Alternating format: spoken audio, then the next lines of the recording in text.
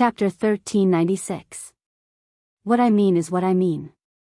Whoever annoys you deserves to be beaten up. Gu Mengmeng didn't mind at all. Moreover, who in this world has to agree to someone's confession? Since he dared to confess, he should be mentally prepared to challenge your partner. Just treat it as sending Colin or Hodgson to accept his challenge. Who can he blame if he can't win? Sandy poked Gu Mengmeng's little head. How many years have you been in the beast world? Don't you know the rules of the beast world? You have to challenge your partner to woo a female, but they can choose, all right? Gu Mengmeng blinked her eyes and looked at Sandy in confusion. Sandy sighed and said, "Don't tell me that ever since you mated with Elvis and Leah, no other males have confessed to you." Gu Mengmeng recalled and nodded. Yes, but it was only 2 or 3 times. Sandy continued. Then what did the 2 of them say when they confessed to you? Gu Mengmeng tilted her head and looked at Elvis and Leah. She thought for a while and shook her head. I forgot. It seems like I usually rejected them directly. Leah took a step forward and glared at Dodgy. Due to the connection between the 2 races, Dodgy very sensibly jumped out of Gu Mengmeng's arms. Only then did Leah carry Gu Mengmeng in his arms and pinched her little face.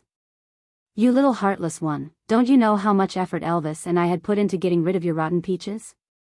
Huh? You still dare to say that you rejected them? Did you reject Burke when he impersonated you, Jean? Did you reject that second-level tiger beast in Zacharias when he confessed to you? And when that witch doctor in Saint Nazaire confessed to you? I rejected them all. Gu Mengmeng said righteously. I rejected them all when they confessed to me. That kind of rejection is not a rejection in the eyes of males. It is just a test of their sincerity and patience. Leah shook his head helplessly. Gu Mengmeng thought for a while. Impossible. I made myself very clear. Leah pinched Gu Mengmeng's face and shook it left and right, saying, Your gentle tone and tactful words sound like you're trying to reject me. No male will give up the thought of pursuing you after hearing it. Gu Mengmeng looked at Leah and Leah. Huh? Gu Mengmeng felt that she had made herself very clear. But to be honest, it was very burdensome to reject someone, especially in a place like the beast world. Unlike the modern world where guys confess to you with too many ulterior motives, the orcs here used their entire lives to prove to you how happy they could make you. Faced with such a pure dedication type of confession, Gu Mengmeng really could not say anything too harsh or sharp. Blinking her eyes, Gu Mengmeng asked Leah, But they clearly didn't pester me after I rejected them. Leah was so infuriated by Gu Mengmeng that he laughed. He asked her, Do you think they were rejected by your gentle words? Gu Mengmeng nodded her head in deep agreement. What else can I do? Leah placed Gu Mengmeng opposite him, then looked into her eyes and sneered, If you want to mate with my Gu Mengmeng, you must first challenge her partner. Do you want to challenge me or him? Leah tilted his head. Elvis was standing behind him with a black face and a murderous aura. Chapter 1397. Why? Do you feel regretful? Leah glanced sideways at her, the smile on his face changing. It was filled with a strong warning. If you dare to say you feel regretful, you are dead meat. Before Gu Mengmeng could say anything, the 7 wolves from Sandy's family all knelt on the ground. This made Gu Mengmeng dumbfounded. The words she wanted to explain were stuck at the tip of her tongue as she stared at Elvis and Leah in bewilderment. Sandy gave Gu Mengmeng a push and smiled. Don't you know how jealous these 2 in your family are? Hurry up and coax them, or bring out your female prowess. Gu Mengmeng face-bombed. What female prowess? Don't you know I am a coward? Sandy also smiled. If you are a coward, hurry up and coax them. If you don't, Hodgson and the rest will not be able to hold on any longer. Gu Mengmeng smiled helplessly and shook her head. She held on to Leah with one hand and Elvis with the other. She smiled. Why are you scaring Sandy's partners? They have never confessed to me. Moreover, coaxing the 2 of you is enough for me. Why would I have the time to invite another troublemaker back? Do you think your life is too comfortable? Elvis retracted his aura and the 7 wolves finally stood up. Colin carried Sandy and said, "Let's go out and get some sunlight. You can't always hide in the house. At most, we will cover you up and prevent him from seeing you or you from seeing him. How about that?" Colin had protected Gu Mengmeng before and he knew that this was the time to hide. Although in the beast world, with their hearing, they could still hear their conversation no matter how far they hid, but Gu Mengmeng was a prideful person. She still had to do such things. Sandy nodded, and Hodgson took out 3 thick animal skins and laid them outside the cave. Bode took out some of Sandy's favorite fruits and placed them on the animal skins. After Hodgson carried Sandy out and placed her on the animal skin, the males lined up and formed a human barrier around Sandy. After Sandy's family left, Elvis and Leah finally put Gu Mengmeng down. Both of their expressions did not look too good as they pursed their lips and did not say a word. Gu Mengmeng looked at the two of them communicating with their eyes in front of her, as though they were using Morse code to communicate with each other. She looked at them in a daze the entire time, not knowing what was wrong with them. Wasn't everything fine when he arrived? Originally, they were talking about Arnold's pursuit of Sandy, but she didn't know how it ended up involving her. But she also said that she had no intention of finding a new partner, so why did the two of them still look constipated? The two of them exchanged glances for a long time before Leah finally spoke. He sat upright in front of Gu Mengmeng and asked, "Mengmeng, actually, you..." Gu Mengmeng just looked at Leah, waiting for him to say something. But when the words were at the tip of her tongue, they seemed to be extremely difficult to say. Even someone as eloquent as Leah could not say anything. Gu Mengmeng waited for a long time, but seeing that Leah still could not say anything, she took the initiative to ask, "What about me?" Leah frowned slightly and looked at Gu Mengmeng with a pair of deep and indescribable heaviness. He asked, "Do you not like Elvis and me anymore?" "Huh?" Gu Mengmeng was dumbfounded. She shook her head like a rattle drum. "Who said that? How can it be? You are my men. If I don't like you, who should I like?" Chapter 1398. No, I really didn't. Gu Mengmeng waved her hands in denial. Leah smiled bitterly. He was hoping for her to deny it, but when she really denied it, he did not believe her. Normally, a female would take in 5 to 10 new males every year. Other than the first partner, she would eat 2 to 3 during winter and 4 to 5 would die during normal battles. In this way, the total number of members in the family would not change, but the males would always be new. Leah sighed and continued, "The number of males in our family is originally less than others. You know how to store food so you don't need to eat your partners during winter. Elvis and I are the more tenacious type and would not die easily in battle. So, you have already been in the beast world for 4 years. According to other family situation, you should have already had 20 to 40 partners." Just hearing this number made Gu Mengmeng's scalp go numb. Somehow, she thought of the scene of Sandy mating with Hodgson and Jerry. 2 males were enough to keep a female bear like Sandy in bed for 7 days. What the hell? Gu Mengmeng felt that she might die in bed with 20 to 40 partners. Until now, she still could not feed the 2 males in her family. Every time she brewed, she would beg them to be gentler and take pity on her. And they did feel sorry for her. After that, the 2 of them did not torture her anymore. But even if one of them was especially restrained, she would still faint every single time. 20 to 40, just thinking about it made Gu Mengmeng's legs turn to jelly. One of Lee's arms was held by Gu Mengmeng, so he used his other hand to hold Gu Mengmeng's little hand that was on his arm. He continued, "With Elvis and me keeping watch, the number of males who dare to confess and woo you is far more than this. Without the 2 of us, you would definitely be more popular. There would be an endless stream of males around you, bringing you different kinds of joy. Every day, there would be fresh faces trying their best to cater to you and please you, unlike now, where you can only face me and Elvis every day." Leah held Gu Mengmeng's hand and placed it on his face. He tried his best to smile but looked very sad. His voice was slightly trembling and his eyes were filled with uneasiness. "This face, do you still like it? Can it still attract your attention?"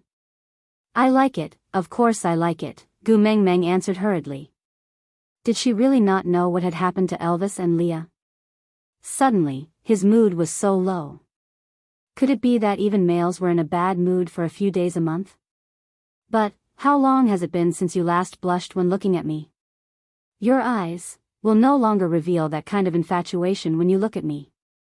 Leah lowered his eyelids, his long eyelashes forming a shadow under his eyes, concealing most of his expression.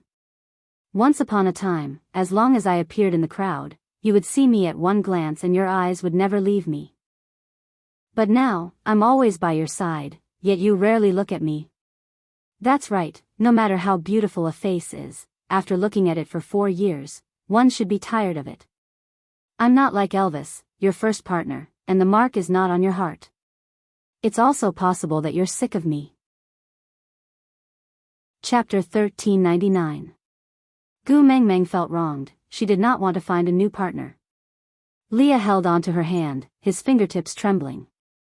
He appeared to be very careful as he begged, not only that, I will change all the things you don't like. I will never threaten you again. I will support you in whatever you want to do. In the future, if there are males pursuing you, I will also not be a hindrance. Don't abandon me, alright? It's alright even if I don't get favored, it's alright even if I don't have my current status in the family. I don't care about anything, as long as I can see you again, I will be satisfied, alright? Gu Mengmeng rubbed her head, looking at Leah in a daze, asking, did you take the wrong medicine? What are you talking about? When did I want to find a new partner? When did I say I want to abandon you? What are you talking about? Leah lowered his head, replying, you already think that Elvis and I are trouble, don't you? Leah laughed self-deprecatingly, not daring to look into Gu Mengmeng's eyes. His gaze drifted to the side, muttering in a low voice, yeah, which male dares to be so brazen in front of females? You treated me too well in the past, causing me to forget myself. It's normal for you to be sick of me. I'm not sick of you. Gu Mengmeng held on to Lee's shoulders, roaring angrily, can you be more normal? What's going on?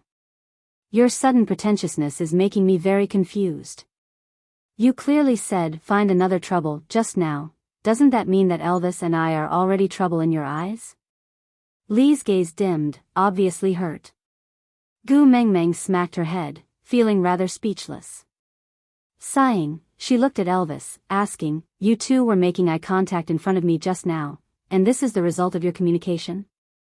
Elvis hesitated for a moment, but still nodded honestly. Gu Mengmeng was so angry that she wanted to laugh. She thought that only females would be so sensitive, getting into a dead end because of an unintentional sentence, but it turned out that males could do it too. Gu Mengmeng simply sat cross-legged by the bed, looking at Elvis and Leah, saying, tell me, did the two of you suffer from some trauma recently? Our family has always been like this, we've been living well for the past 4 years, I don't believe that nothing happened, you two suddenly became pretentious. Did he hear something, or did he see something? Cole instigated the two of you? Gu Mengmeng thought about all the possibilities and asked them one by one. Elvis remained silent and Leah also pursed his lips without saying a word. However, his gaze could not help but drift towards the door and look at Sandy who was sitting there. Gu Mengmeng was confused. Why?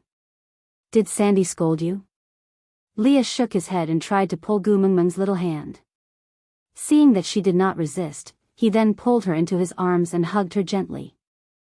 He rested his chin on the top of Gu Mengmeng's head and said, ever since Sandy tamed those 7 wolf beasts, Elvis and I felt that something was wrong. Gu Mengmeng thought about it but could not understand. Thus, he could only open his mouth and ask, what does it have to do with you two that he's taking in a new partner? What, you two want to cheat on me and hook up with my best friend? Leah clenched his teeth and wanted to poke Gu Mengmeng's head and scold her for being heartless. But he swallowed his words back and his hand stopped in front of Gu Mengmeng's forehead. He sighed and put his hand back. He just lowered his eyes and said, do you still remember Bode's and Colin's reactions on the day Sandy took in a new partner? Gu Mengmeng thought about it and shook her head. What reactions did they have? It was too crowded that day and I did not notice, there didn't seem to be any reactions. Aside from the topic, alright, my babies, this is the last chapter of the explosive chapter. The first day was free, the second day 130 chapters, the third and fourth day 50 chapters each. Su's explosive chapter was considered to be very sincere, right? So, can Su be bold and confident when she says she wants the monthly votes for this round? Chapter 1400. Yes, there was no reaction. One is the first partner and the other has a mark on his heart. These two people watched as Sandy took in 7 new partners and did nothing. They did not even show any signs of unhappiness. Leah chuckled and looked down at Gu Mengmeng, who was in his arms. Say, if it was me and Elvis, what would happen? Gu Mengmeng smiled without thinking. You would definitely explode, right? If the two of you knew that I went through a marriage to maintain the stability of the tribe, you would probably crush the tribe into pieces and say to me, all right, the tribe is gone, there's no need to maintain stability anymore. That should be the case, right? Gu Mengmeng mimicked Elvis and Lee's exploding behavior. She felt that she was rather comical and could not stop giggling. But Leah and Elvis could not bring themselves to laugh. They nodded. Yeah, we might really do that. The atmosphere was so awkward that Gu Mengmeng could not laugh anymore. She pursed her lips and asked. So? What are you trying to say? Leah said, Elvis and Bode are both first partners. If you really like him, he will force himself to accept the newbie you choose. But if you don't like him and have no other choice but to mate with him, he would rather die than to let the male you don't like enter the house. Colin's mark was imprinted on Sandy's chest. He was the man that Sandy had loved for many years. Before Hodgson and Sandy had become partners, he had been the strongest member of Sandy's family. He was also the male who loved his beast the most. If he tried to stop Sandy from marrying a wolf beast, Sandy would definitely not ignore his objections and insist on accepting a new partner. But we talked to Bode and Colin a few days before Sandy became partners with the wolf beast. We asked them why they did not stop it from the start. Can you guess what they said? Gu Mengmeng tilted her head. Actually, she wanted to ask too. Even she had tried to persuade Sandy not to force herself to marry a wolf beast, but Bode and Colin did not say a single word. This was very strange. If Gu Mengmeng did not know how Bode and Colin felt towards Sandy, she would have suspected that they did not love Sandy. Leah said, they said that Sandy is a female. Gu Mengmeng asked, and then? Leah shook his head and said, there are only these 5 words, Sandy is female. Gu Mengmeng's face was filled with question marks, as if she could not keep up with the rhythm. Leah sighed and said, the female is the head of the household. No matter what she wants to do, the males should not interfere and can only obey. Not only did Elvis and I question your decision, we even criticized you, even with Colin's mark on Sandy's heart, he did not dare to criticize Sandy, afraid that he would lose her favor. As for me. Lee's gaze landed on Gu Mengmeng's ears. Then, he laughed and said, how gutsy must I be to dare to scare you, threaten you, force you to do things you don't like without any scruples, and even watch as you turn around to coax me as if it was a matter of course. Being spoiled and arrogant is a very dangerous thing.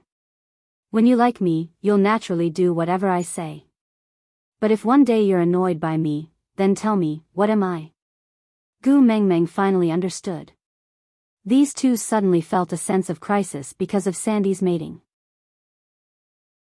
Chapter 1401.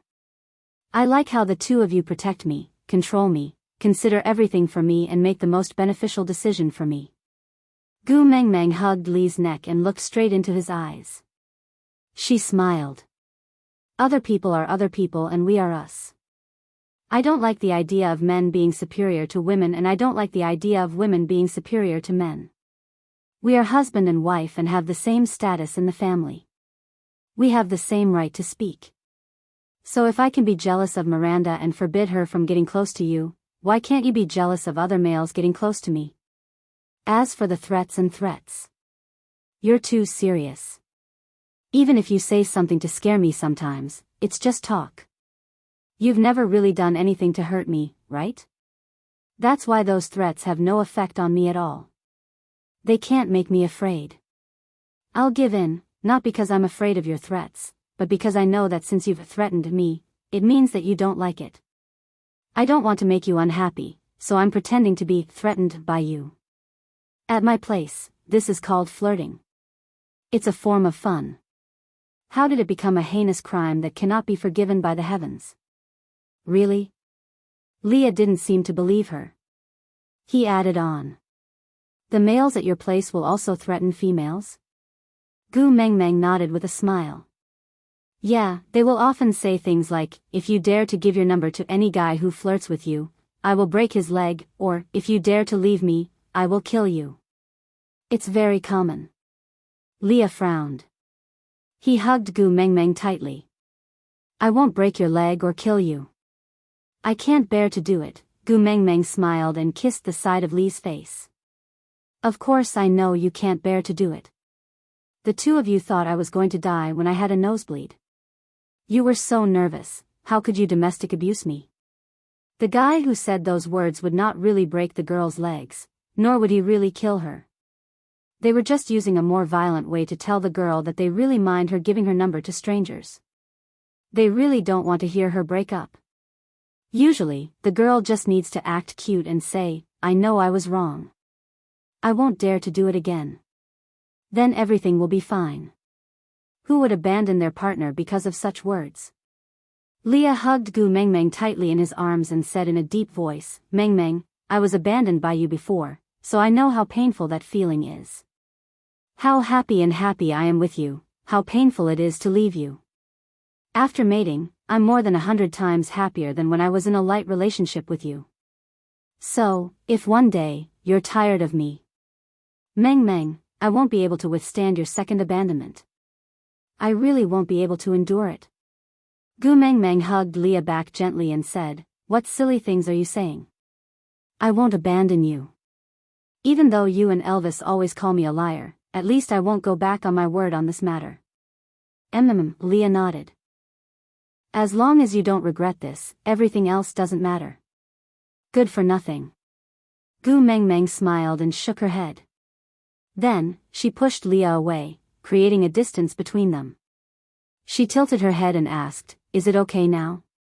Let's not be pretentious, okay? We're still at Sandy's house right now, and the owner of the house can't even go back because of us. Chapter 1402. After comforting Leah, Gu Mengmeng turned to look at Elvis and asked, Hubby, do you also think that I will abandon you? Elvis struggled internally, but he still nodded his head in the end. After Sandy mated, I gathered all the first partners in the wolf tribe. After asking around, I realized that there was indeed no one like me who would stop a female from taking on a new partner. It was also the first time that a family did not have a new member for 4 years. I came from the stray beasts and am naturally more selfish than others. Moreover, I have nothing, only you. Because you are everything, I am more afraid of losing. After seeing Leah panicking, Elvis was naturally affected and became uneasy. Today, Sandy had unintentionally said, admit defeat or show off your might as a female. It was as if a lightning bolt had struck their hearts, breaking the tightest thread in their hearts. So, even outsiders could see that they had often forced Gu Mengmeng to admit defeat. Were they the only ones who did not know that they had already reached such a stage? Hence, the two of them exchanged glances and reminisced about the past. The more they thought about it, the more shocked they became. In the end, they even felt that it was reasonable for Gu Mengmeng to make the decision to abandon them now. Gu Mengmeng came out from Li's arms and held Elvis's face with both hands. She took the initiative to cover Elvis's lips but did not go deep. After a long while, Gu Mengmeng finally moved her lips away and said with a smile, Hubby, did you forget something important? Huh? Elvis did not understand. Gu Mengmeng said, I originally did not belong here. When I came, I had nothing other than that set of bikinis. I was the one who truly had nothing. Wasn't it you who connected me to this world? Before I was around, you were already the leader of Saint Nazir. You and Leah were both famous warriors and no one dared to be impudent in front of you. I still remember when I first arrived at Saint Nazir, you gave everyone a cold stare and everyone was so scared that they did not dare to speak. At that time, I was thinking, I have to cling on to this thigh tightly, or else I will not be able to survive in the beast world. Gu Mengmeng changed her position and nestled herself into Elvis's arms. Her back pressed against his chest and her head rested on his shoulder. She tilted her head to look at Elvis and said, "After that, you really covered for me. When I used my power to bully others, you stood on my side without even asking if it was right or wrong. When I was upset because of Leah, I even said that I wanted to banish Nina, but you supported me unconditionally without even thinking about it. You always put me first and prioritize me in everything. Moreover, ever since we became partners, these two legs of mine have almost never walked. No matter far or near, you always carry me. You've spoiled me to the point where I can't even take care of myself. If I were to leave you, I might not even be able to survive a day." Gu Mengmeng wrapped her arms around Elvis's neck and kissed his chin lightly with her lips. She smiled sweetly and said, "You have already fused into my life. You are my entire world. If I leave you, I won't have a place to live." Elvis hugged Gu Mengmeng tightly and nodded without saying a word. Chapter 1403. The beast deity had once said that once the 7 treasures were gathered, the doors of time and space would open. What if Gu Mengmeng wanted to leave them and go over to Snake's side? Perhaps it was because he had been so thoroughly defeated by Snake that even though he was the Wolf King now, he had no confidence when facing Snake. Snake's words so weak, when he carried Gu Mengmeng back, was like a knife stabbing into his heart, forcing him to fight again and again to become stronger. But even if he was strong enough to look down on the entire beast world, he did not have a single chance to win against Snake. If the 7 treasures were really gathered and he lost to Snake again, this was the real reason why he and Leah were uneasy. And he and Leah would not tell Gu Mengmeng all these. They could not say it and did not dare to say it, afraid that they would hear an answer they did not want to know. They were even more afraid that she would suddenly go back on her words after agreeing to stay. In this lifetime, this was probably the only thing he was afraid of, being cheated by her. Gu Mengmeng did not know what Elvis was thinking. She thought that Leah had already said everything. Now that he had explained everything, the two of them shouldn't let their imaginations run wild anymore. Thus, he felt relieved and said, "It's not good for us to overtake the host like this. Besides, I'm here to play with Sandy. If there's anything else, let's talk when we get home, all right?" Elvis and Leah nodded and did not say anything else. Elvis carried Gu Mengmeng out of the house and saw Sandy giggling with a profound expression. Waving his hands, he said, "All right, I know you can't control them at all. In the end, you still have to coax them. I'm already used to it and won't laugh at you, so don't be awkward." Gu Mengmeng felt even more awkward after hearing her words. She sat beside Sandy and pinched her, saying, "What's wrong with coaxing our own men? They already have so many things to deal with outside. If even I bully them, wouldn't their lives be too miserable?" Sandy pointed at Elvis and then at Leah, asking with a smile, "Them? Miserable? Haha, the only person in this world who can make them miserable is you. Aside from your intermittent spasms that force them to be helpless, I've never seen anyone else who can control them." Gu Mengmeng wrinkled her nose and smiled.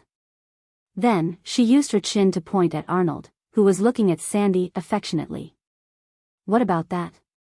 What are you going to do? I can't be a door god every day." Sandy sighed, "What else can we do? She didn't enter my territory, so my males don't have the right to expel her. She didn't confess to me, so I couldn't reject her. People can stand in the public area and watch the wind, rain, and sun. Why should I say that people are looking at me? And even if I really did see it, why wouldn't I let them see it? Sigh, there's nothing I can do." Gu Mengmeng held her chin and looked at Arnold, then back at Leah. Smiling, she said, "Although he's not as good as my husband, he still looks like a good guy. You really won't consider taking him in?" Sandy looked at Hodgson and whispered, "If I take him in, my family's situation will be more lively than the entire Sauter. Just let me live for a few more days." Gu Mengmeng laughed and said, "Then if you don't want to, I'll think of a way to stop him from thinking about you." Chapter 1404. Gu Mengmeng shook her head and smiled. I don't, but Leah definitely does. If you annoy him, I will ask Leah to reject him for you. Sandy turned to look at Leah, as if waiting for him to express his stance. Lee's gaze was fixed on Gu Mengmeng's face the entire time. He had not completely recovered from his low spirits. He was still worried in his heart, but he tried his best not to let Gu Mengmeng see it. So he chuckled and replied, "How can I not agree to anything Gu Mengmeng wants me to do?" Gu Mengmeng mumbled softly. "I said Mr. has a nest of little foxes, but you didn't agree." Leah naturally heard it and his heart warmed. She was still willing to bear children for him. This proved that she did not hate him. Smiling, Leah pinched Gu Mengmeng's little face gently.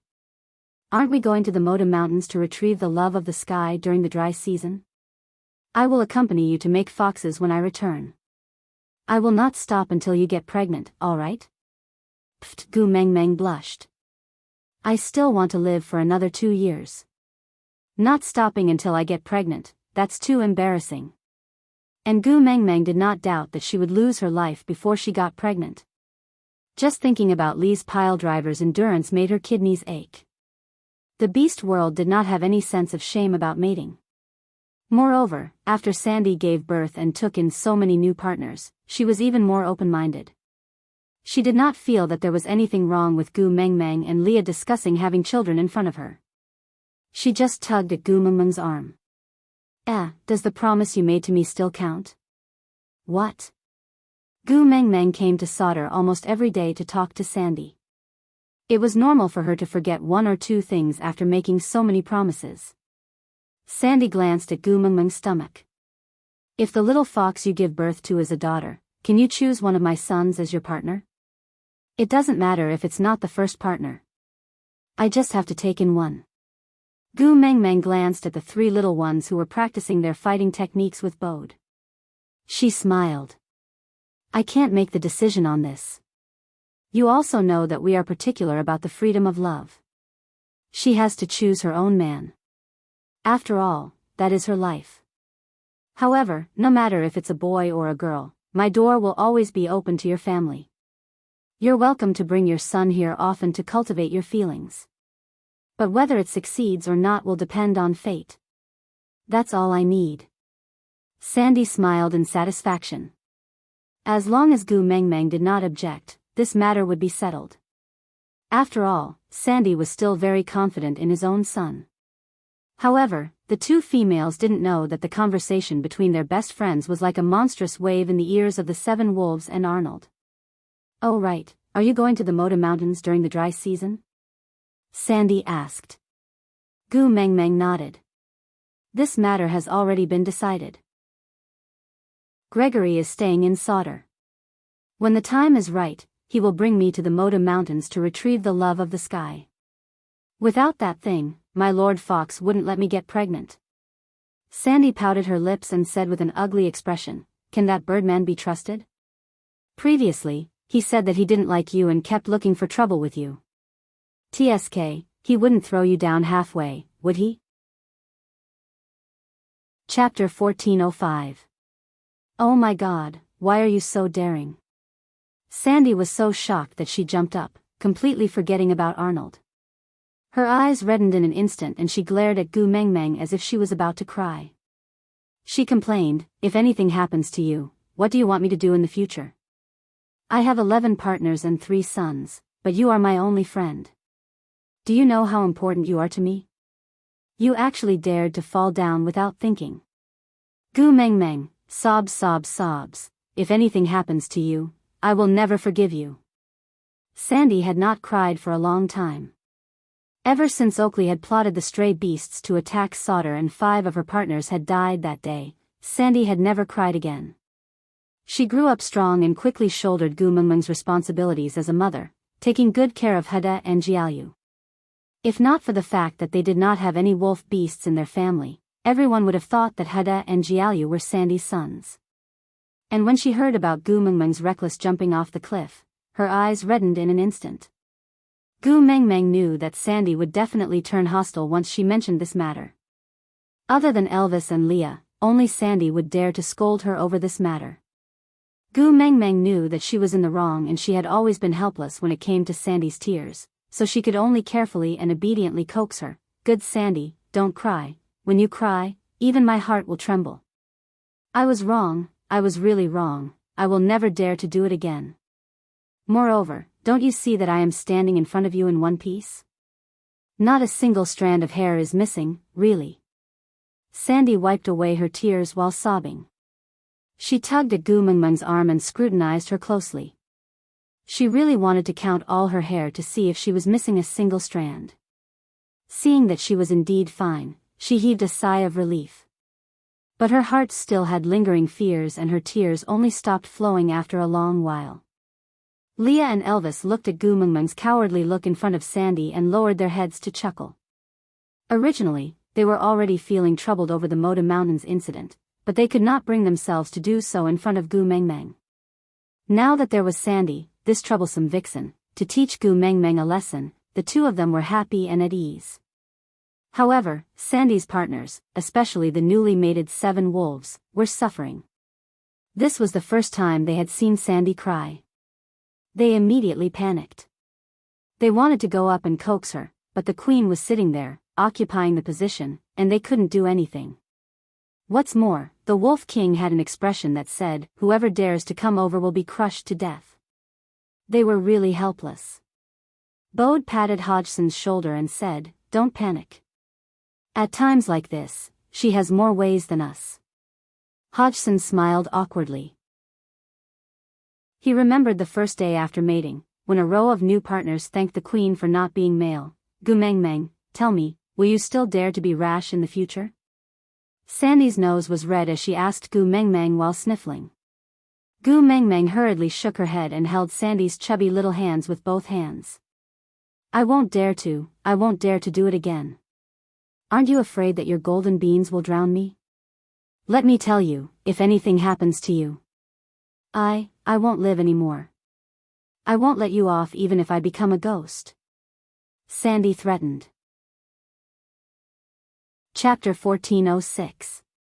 As Gu Mengmeng spoke, she picked up the cup of water and deliberately shook her hands, spilling the water all over the place. How could Sandy not see through her act? Sniggering, he took the cup from Gu Mengmeng's hands and placed it at the side. I will let you off this time, but only this time. Gu Mengmeng snuggled into Sandy's arms and smiled sweetly. Once is enough. I won't dare to do such a stupid thing again. Sandy calmed herself down and said, since Gregory likes you, and he's strong and can fly, do you want to consider taking him as your partner? Gu Mengmeng was like a cat whose tail had been stepped on. She sat up immediately and shook her head furiously. No. I definitely won't. Sandy asked, why? Didn't the 2 great Buddhas of your family agree? Your family hasn't taken in anyone for 4 years.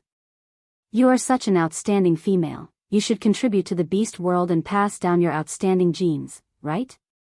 Look at Huda and his brothers, how outstanding are they? They are only 3 years old and each of them is outstanding. You should give birth to more children. Gu Mengmeng held Sandy's shoulders with both hands. It's not a problem to give birth. Elvis and Leah promise me that I can give birth to as many children as I want after I get the love of the sky. But you have too few partners, even half-orcs and crippled females have more than 2 partners. Sandy felt wronged for Gu Mengmeng. Gu Mengmeng really wanted to cry. She had spent so much effort to appease Elvis and Leah, but Sandy, her bad friend, had to rub salt into her wounds again. Shaking her head, Gu Mengmeng smiled bitterly and accepted her fate. In the blink of an eye, it had been 4 years since she came to the beast world. Sandy was the only one who could be considered her best friend. She had a good relationship with the 16 valued females, but they had a blind admiration for her and it was hard for them to be on the same level. It was not easy to interact with them. Only Sandy was different. Just like just now, she could not find another person in the beast world who dared to point at her nose and scold her. Only Sandy would risk her entire family's lives for her and stand by her side without hesitation. Gu Mengmeng sighed, then replied seriously, I don't like Gregory, I don't have any feelings for him, there's no connection. Sandy glanced at Hodgson's group of 7, then smiled and said, feelings can be cultivated. When I mated with Hodgson and the others, I didn't like them either. I didn't have any feelings for them. But after getting along with them for a while, they treated me very well. They were considerate and gentle. They would think of everything for me first and consider everything for me. We get along very well. They are also my important family now. Like Bode and Colin, they are my beloved partners. I won't look down on them just because I didn't have feelings for them when I first mated, and they won't blame me for mating with them when I didn't have feelings for them. In the beast world, most families are like this. As long as the males are good enough, the females should give them a chance. Chapter 1407. That's why I can't be nice to Gregory, not at all. Gu Mengmeng knew all too well how lowly the males in the beast world were when it came to relationships. Even someone as arrogant as Snake liked her so much that he was willing to cut open his chest and dig out his gallbladder to relieve her of her pain just because of her smile and cowardice. Even before he died, he still smiled and comforted her. Even after he died, he still said goodbye to her in the dream of the beast deity because he was worried that she would be burdened. He went to another world to look for her. Even though he had died once because of her, he still loved and protected her with a heart full of joy. He did not bear any grudges because of her death and only treated her as the treasure in his heart. She was extremely afraid of this kind of crazy love, because you would never be able to reciprocate it. Leah was able to pester her to such an extent because she liked Leah. She left some leeway in all her rejections and could not really be heartless. No matter how much she tried to hypnotize herself about the values of marriage and love, she still could not resist his deep love and his amorous eyes. So they were entangled, and after many twists and turns, they finally got together. She had no feelings for Gregory, so she could not let others misunderstand. She had to be heartless now so that he would have the chance to love someone else in the future. Sandy shrugged and said, "All right, if you don't like it, I won't force you. Anyway, these two in your family treat you very well. Even though they are a little domineering, they still love you dearly." Gu Mengmeng smiled and leaned on Sandy's shoulder, saying, "They are not domineering, you didn't see Snake, tsk, self-taught domineering persona, that is really. Woman, you are playing with fire, haha." Sandy burst into laughter at Gu Mengmeng's sudden words, which she suppressed her voice, and the two females became a mess. Hodgson and the rest looked at each other and could not help but look at Bode with admiration. That gaze seemed to be saying, "No wonder you are the first partner, you really understand Sandy." Bode returned a slight smile, as if saying, "Well said, well said." It was only in the afternoon when Elvis and Leah carried Gu Mengmeng back to the stone castle, while Arnold was still standing outside the territory, his posture imposing. Gu Mengmeng could not help but admire him. He had been standing there for an entire morning, yet he could still maintain such a demeanor. Whenever she lifted her head to look at him, he would look like a poster. He really had perseverance. Leah followed Gu Mengmeng's gaze and looked at Arnold. He felt a little upset but still asked, "You like him?" "Ah." Gu Mengmeng was in a daze and did not catch on to Lee's joke. Leah said, "If you like it, he will definitely be willing. After all, mating with you is more effective than mating with Sandy." Gu Mengmeng shook her head and waved her hands. No, I'm not acting in strange stories from a Chinese studio. Why would I need so many vixens? You alone are enough." Lee's expression brightened and he nodded with a smile. After returning home, Leah made dinner. After Elvis fed Gu Mengmeng, Leah handed the cutlery to Oriton to clean. He then took out the comb that Cole had given to Gregory previously. He asked Gu Mengmeng, "Do you still want this?" Gu Mengmeng's eyes lit up.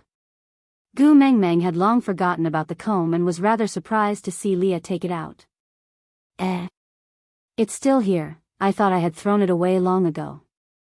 I don't want it. "What do I want it for?" "You can deal with it as you see fit." Chapter 1408. Gu Mengmeng guessed that Leah had probably brought that comb to Cole. Although she did not know what they talked about, but after that night, Arnold no longer stood at the border of Sandy's territory posing. Counting the days, little shit should be arriving soon. Gu Meng Meng was a little timid as she discussed with Elvis and Leah. Could they not tell little shit about the stupid things she did on Moda Mountains? Because once little shit knew that she had jumped off a cliff, he would explode on the spot. He had said many times that her life was exchanged with snakes and she had to cherish it. But no matter how many times she said it, Elvis and Leah did not believe that she had jumped off the cliff because she was sure that Gregory would catch her. It was just a threat and not a suicide attempt. They had already used Sandy's mouth to scold her once. Should they not complain to little shit again? If the whole world knew that she had attempted to commit suicide, Elvis and Leah nodded in agreement, indicating that they would not bring up this matter again.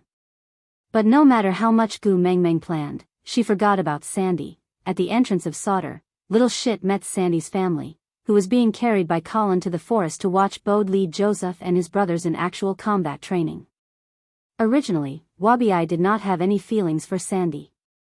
After all, he was a snake beast and was naturally cold-blooded. It was one thing for him to like Gu Meng Meng, but he would not like everyone related to her just because he liked her. But when Sandy saw Wabi, she took the initiative to greet him and Wabi did not ignore her. He still had to give Gu Meng Meng some face. But this greeting was troublesome.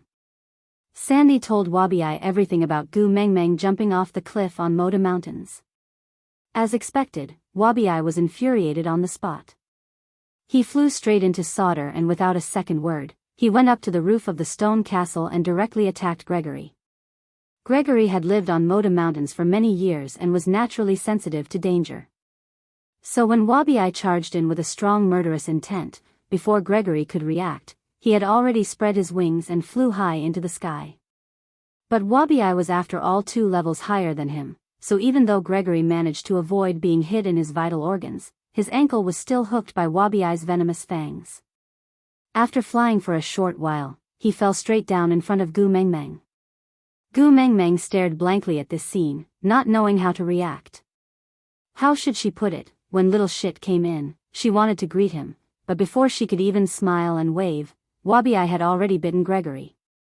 Everything happened too quickly and Gu Meng Meng was a little overwhelmed. Little shit.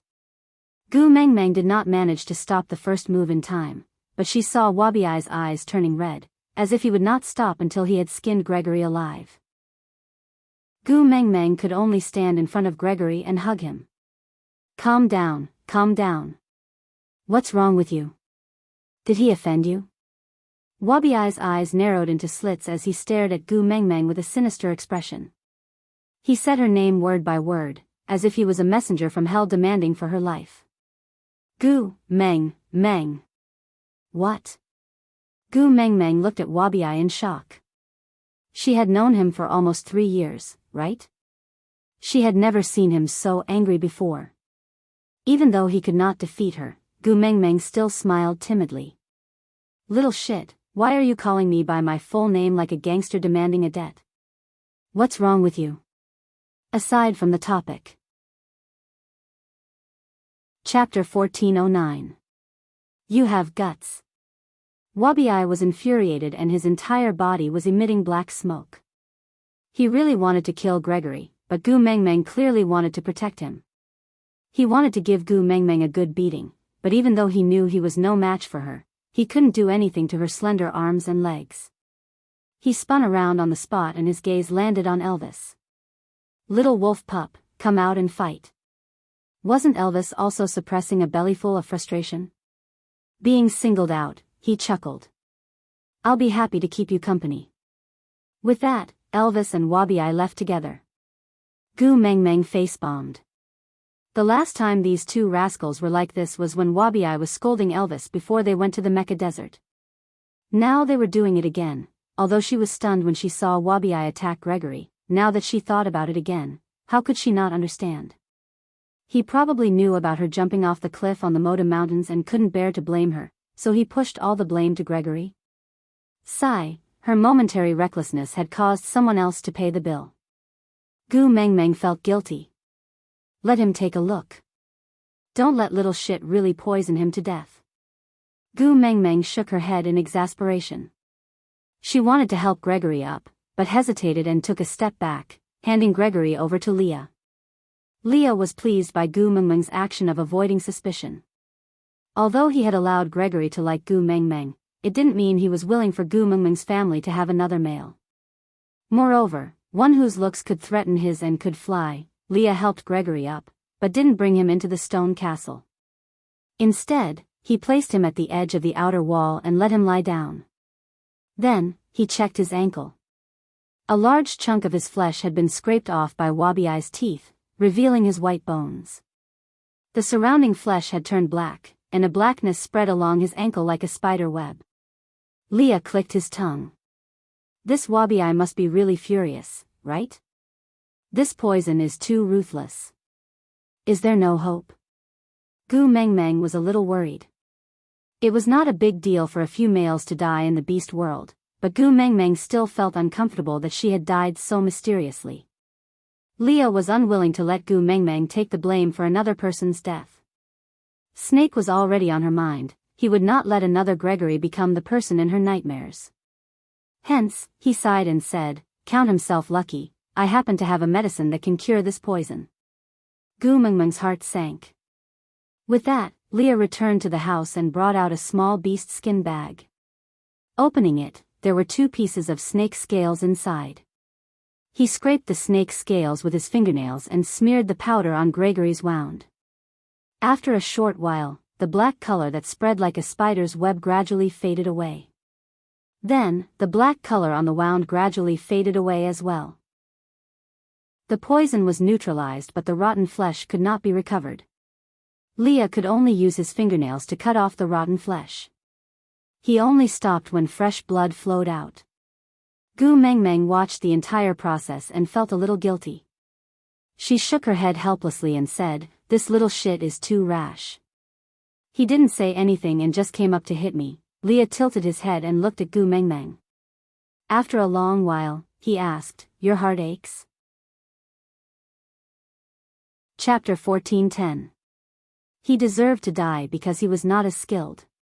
Leah stood up and changed his body, removing all the blood stains and stench from his body. He then returned to Gu Mengmeng's side and hugged her. Males do not need a reason to fight. This is the rule in the beast world. If he can't even protect himself, becoming food is his only fate. Gu Mengmeng shook her head. "I don't care if he dies outside. But little shit attacked him because of me. So I will not feel comfortable if he dies. I will not let him die. Don't worry." Leah promised. Gu Mengmeng nodded. She glanced at the beast skin bag in Lee's hands. "That snake scale, is Ellie's?" Leah nodded as a reply. Gu Mengmeng no longer felt any hatred towards Ellie. Her scales were just herbs to Gu Mengmeng and she no longer felt disgusted. Pointing at Gregory, Gu Mengmeng asked, "That wound, won't he become disabled?" "He does not fly on his feet. It doesn't matter if he becomes disabled," Leah said nonchalantly. Gu Mengmeng frowned. Leah then corrected himself. "Don't worry. He was just scratched by Wabiai's teeth. Males in the beast world are not so delicate. They will grow back in 2 or 3 days." Gu Mengmeng then relaxed and did not say anything else. Elvis and Wabiai's fight lasted until the next afternoon. Gu Mengmeng was speechless when 2 people who looked like wounded soldiers who had just returned from Syria appeared in front of her. A beast king and a 5th-level warrior who was just 1 step away from breaking through the bloodline barrier. Both of them were badly battered. If one did not know that they were fighting each other, they would have thought that the beast deity had manifested himself to be able to beat them up so badly. Gu Mengmeng supported Elvis, but her eyes were on Wabiai. "Have you calmed down?" "Calm down your ass." "Humph." Wabiai stiffened his neck and ignored Gu Mengmeng. He swam to the tree outside the stone castle and hung from the branch, pretending to be a flying poop. Gu Mengmeng sighed. "All right. If you are still angry, I will get Elvis to fight with you again after you 2 have rested." To little shit, there was nothing in this world that could not be solved with a fight. If there was, then he would fight twice. Actually, Gu Mengmeng herself could also fight with Wabiai. But it was obvious that Wabi couldn't bring himself to fight her as his hands and feet were tied. Moreover, Elvis and Leah didn't like her to be rough, so she could only leave this matter to Elvis. After all, if Wabi fought Leah, Leah would probably be beaten into his original form by now. Wabi didn't say a word. He just closed his eyes and pretended to be asleep, refusing to acknowledge Gu Mengmeng. Gu Mengmeng had no choice but to help Elvis back into the house.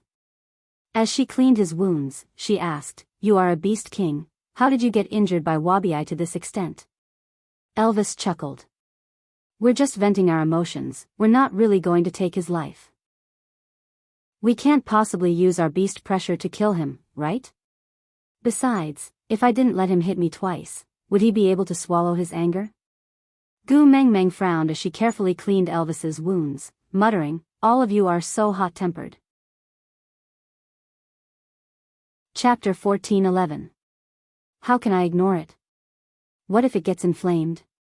Gu Mengmeng grumbled as she carefully cleaned Elvis's wound. What she didn't know was that Gregory, who was lying outside the door, had already woken up. Due to the complications of being poisoned, his entire body was weak and he had lost a piece of flesh on his leg.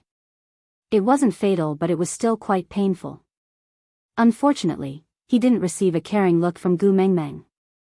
Hearing her asking about Elvis's well-being, Gregory's mind kept replaying Cole's words. You can become her partner and brand the mark on her heart, replacing Elvis as the first partner. How blissful would it be if she was in his arms now, blaming him for not protecting himself properly when he was injured? Elvis and Lee's injuries were not that serious. Although they looked frightening, they did not kill each other. So before evening, their injuries had already healed and they looked like nothing had happened to them. On the other hand, although Gregory only had one injury and it didn't look obvious, he was still a third-level beast and his recovery speed was far slower than the fifth-level Wabi, much less the Beast King Elvis. But because Gregory was injured, Gu Mengmeng felt apologetic, so she asked Leah to prepare a portion for Gregory when preparing dinner. Gu Mengmeng's family of 3 consisted of the regular member who shared meals with them, Oriton, the still angry and cold Wabi, and the injured Gregory.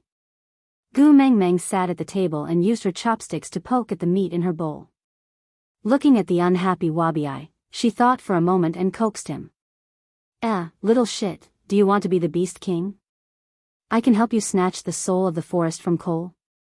Then you will be the rightful Snake King and replace Snake at the pinnacle of snake life. Just thinking about it makes me happy, right? Wabi rolled his eyes coldly and snorted without saying another word. Plan 1 to please Wabi failed. She scooped a large bowl of meat and brought it to Wabi's mouth.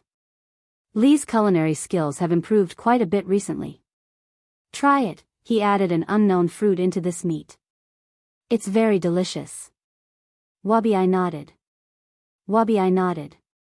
Wabi turned his head to show Gu Mengmeng the back of his head. Plan 2 to please Wabi failed. Gu Mengmeng sighed and said, forcing me to use my ultimate move, huh? Wabi looked nonchalantly at Gu Mengmeng and sneered, completely unfazed by her threat. Gu Mengmeng nodded and smiled sneakily. I'm going to sleep. Wabi was stunned for half a second before he understood what sleep meant. His pupils returned to normal in an instant and he looked at Gu Mengmeng with a sparkling gaze. Gu Mengmeng laughed and said, then go and tell my father that the time I helped you ask questions in the past doesn't count anymore. I will never send you to see him for the rest of your life. Humph. Wabi coughed and grabbed Gu Mengmeng's arm. Gu Meng, you can't treat me like this. Successfully coercing Wabi's plan 1. Gu Mengmeng imitated Wabi's indifferent attitude just now. She harumphed coldly and stiffened her neck, not saying another word. Little shit was a classic example of refusing a toast only to be forced to drink a forfeit. Thinking of wine, Gu Mengmeng turned her head back and glared at Wabi. You drank all my wine before winter arrived. Wabi was stunned. Chapter 14:12. Who are you calling stingy? Gu Mengmeng placed her hands on her hips, looking like a teapot. Wabi had a favor to ask of her, so he naturally lowered his arrogance. I am stingy, all right? That's more like it. Gu Mengmeng twitched her lips and let him off. Wabi-Ai hooked his arm around Gu Mengmeng's neck and said in a brotherly manner, "But to be honest, don't forget that matter. I'm counting on you." Gu Mengmeng pushed Wabi-Ai's arm away with a look of disdain. "You still know you're counting on me? Then you still dare to give me that attitude? Wasn't I so angry that I became muddle-headed? Moreover, even if I was that angry, I still couldn't bear to lay a finger on you, right? You are my ancestor, my biological ancestor, all right?" Wabi-Ai nudged Gu Mengmeng with his shoulder, trying to please her. In her memory, Wabi-Ai had never shown such an expression when Snake was alive. It seemed like he was getting more and more mischievous after spending so much time with Gu Mengmeng. Gu Mengmeng nodded. "All right, I got it. Keep that disgusting face of yours. After all, you are Snake's father now. Can't you have some face?" Wabi-Ai chuckled. "Sigh, you don't say. Being Snake's father really feels great. I don't need to do anything. Just thinking about it makes me feel like I can ascend to the heavens. Yes, you should stand shoulder to shoulder with the sun." Gu Mengmeng rolled her eyes at Wabi-Ai. Wabi-Ai laughed dryly. Then, he pointed at Elvis. "Little wolf, why are you still standing there? Hurry up and help your female to sleep." "Damn it." Gu Mengmeng slapped the back of Wabi-Ai's head. "Don't you have any respect for your old age? Help your female to sleep," he actually shouted such shameful words. Why was he so afraid that others couldn't hear him? How easy would it be to cause a misunderstanding? Yes, Elvis had to sleep with her because he was worried that she would meet the beast deity alone. He was afraid that the beast deity would scold her and that she would directly fall into Snake's arms in her dreams. But when the two of them went to see the beast deity, they were really just sleeping. Just like kindergartners taking an afternoon nap, they just held hands and lay on the bed with their eyes closed. Damn it, why do I feel like I'm making things worse? Wabi-Ai was bewildered by Gu Mengmeng's patting, but he seemed to have gotten used to it. All he wanted now was for Gu Mengmeng to go to sleep so that she could tell him how Snake was doing when she woke up. And when would he be able to see him? So Wabi-Ai didn't mind her touching him and spouting nonsense. He just gave a perfunctory reply. Yes, I am a disrespectful old man. My entire tribe is disrespectful old man." Gu Mengmeng was so amused by Wabi-Ai that she lost her temper. She allowed him to push and shove her into Elvis's arms, not even allowing him to wipe his mouth before pushing him into the stone castle to sleep. Leah also put down the bowl and chopsticks in his hands and said to Oriton, "You can have the rest.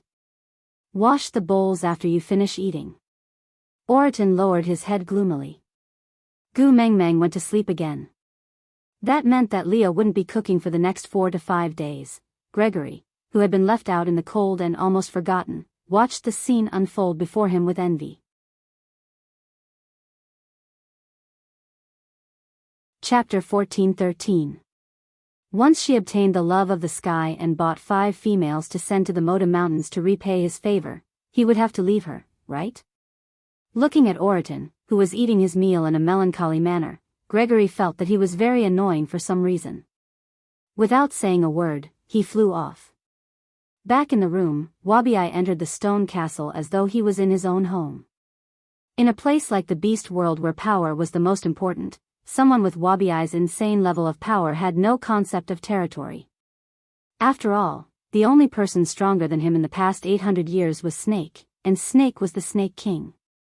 Even Wabi-Ai himself belonged to Snake, so there was naturally no need to talk about territory between them. After that, Gu Mengmeng became the Beast King, but because of Gu Mengmeng and Wabi-Ai were very close, so there was no need to talk about territory. After that, Elvis became the Beast King, but because of Gu Mengmeng, Elvis was used to Wabi-Ai coming and going as he pleased, so there was no need to talk about territory. But now, besides Gu Mengmeng and Elvis, there was another Beast King in Sauter.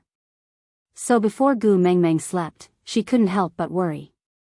She held Wabi-Ai's hand and instructed, "That pervert Cole is now the Beast King. Don't provoke him when Elvis and I are asleep. You can't beat him now, understand? Wabi-Ai replied perfunctorily, I know, I know. Gu Mengmeng knew that he wasn't being serious. She slapped him and said, I am being serious with you, be more attentive. Wabi-Ai sked and said, how many times have I told you, I am not afraid of the Beast King. Moreover, all males in the beast world love to fight. Aren't you making me want to challenge him even more by telling me this? Gu Mengmeng pointed at Wabi-Ai's nose and said, I am warning you, if you dare to provoke Cole while I am asleep, I will kill you when I return. Wabi-Ai said, all right, I know. I can't beat him, so I won't provoke him. Even if he comes to provoke me, I won't care about him. When you wake up, I'll call you and your little wolf cub. Let's go and kill him, okay? Gu Mengmeng then nodded her head in satisfaction. Wabi-Ai pushed Gu Mengmeng down impatiently before stuffing her into Elvis's arms. Then, he used a beast skin to cover the both of them. His actions were so rough, that he had no tender feelings for the fairer sex. Stop talking nonsense and go to sleep. Now.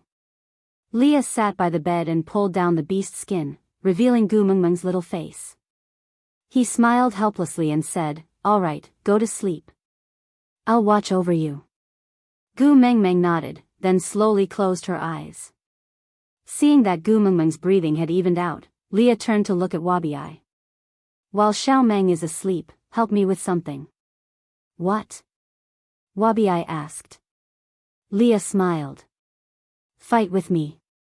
I want to level up. Wabi-Ai chuckled and said, oh? Intermittently working hard to improve? Haven't you always been walking the path of eating and waiting for death? Leah didn't mind Wabi-Ai's teasing and just smiled. Cole is doing something that Mengmeng doesn't like. I promised Mengmeng that I would stop him. So, I need to level up to the 5th level first, then activate the Beast King bloodline and become the legitimate Fox King. I will take drastic measures against Cole. Chapter 14:14. On the other side, Gu Mengmeng was gradually ascending along with the white fog. Having experienced it the first time, Elvis was no longer as flustered. He just protected Gu Mengmeng tightly, hugging her in his arms out of habit. The beast deity stood on the platform and waved at the two of them. He then pulled Gu Mengmeng out of Elvis's arms with a grin and hugged her. Even if you two have become partners, you can't hug my daughter in front of me. Don't you have any shame? Elvis lowered his head. Father-in-law is right. Although he said so, he did not think so in his heart. Without Gu Mengmeng in his arms, he felt something was missing. It was as if he was only complete when he hugged her. Gu Mengmeng held onto the beast deity's arm with a grin. Father, I haven't come back to see you for a long time. Did you miss me? Of course. The beast deity pinched Gu Mengmeng's little nose dotingly. Didn't you only go to retrieve the love of the sky during the drought season? Why did you come back so early? Fine, this mischievous brat who only knew to return home when he lacked money was already deeply rooted in his heart. Gu Mengmeng accepted it. Anyway, it was already like this. She laughed awkwardly. Didn't I get into trouble at Moda Mountains and angered little shit? The beast deity chuckled. He poked Gu Mengmeng's head. You're a coward. Gu Mengmeng did not retort. She held on to the beast deity's arm and sat on the long bench. She was afraid that the beast deity would suddenly think of some crafty way to scold Elvis.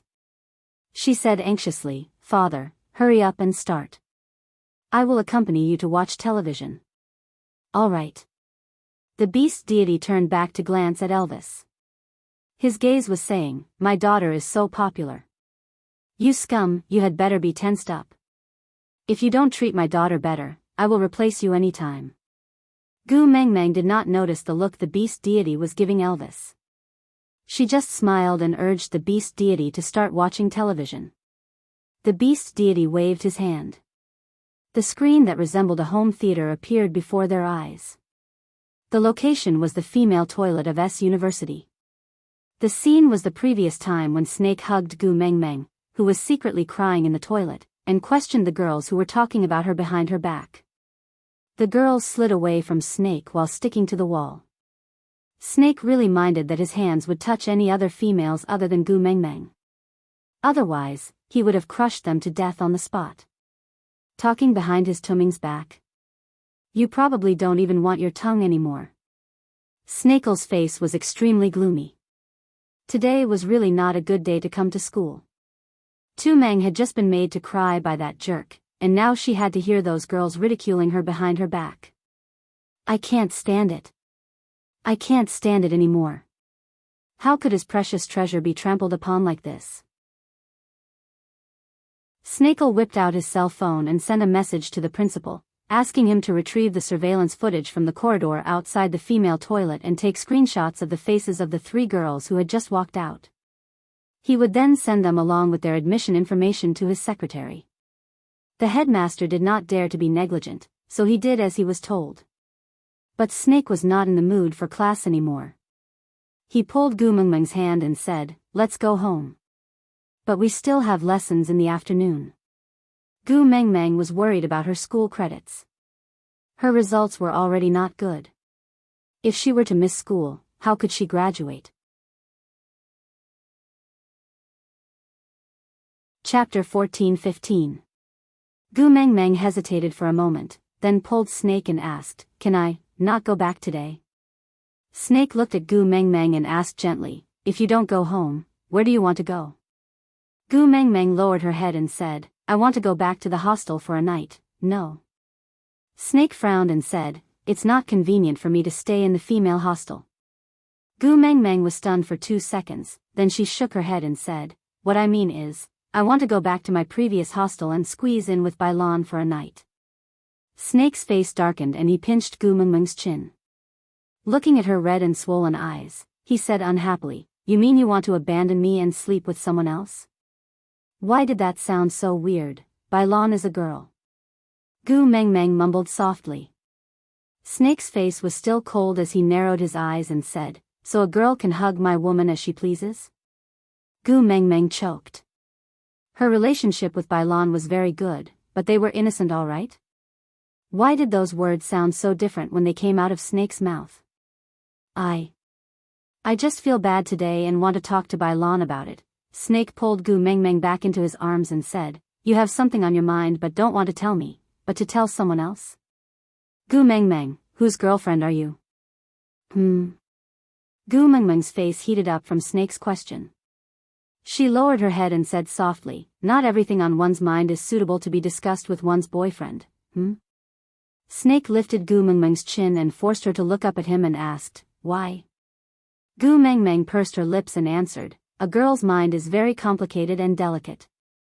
Guys will find it pretentious and impatient when they hear it. I don't want you to think that I am too clingy and troublesome." So, Snake was not too satisfied with Gu Mengmeng's explanation, but it was better than using the excuse of, Bailan is more important than him, so he reluctantly accepted it.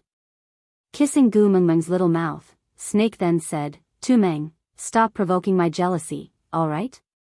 Gu Mengmeng looked at Snake in confusion, not understanding what he meant. Jealousy? Such a thing did not exist. Gu Mengmeng felt that she did not have good relationships with the opposite sex. In her past life, she was so busy trying to survive that she did not have time to think about other things.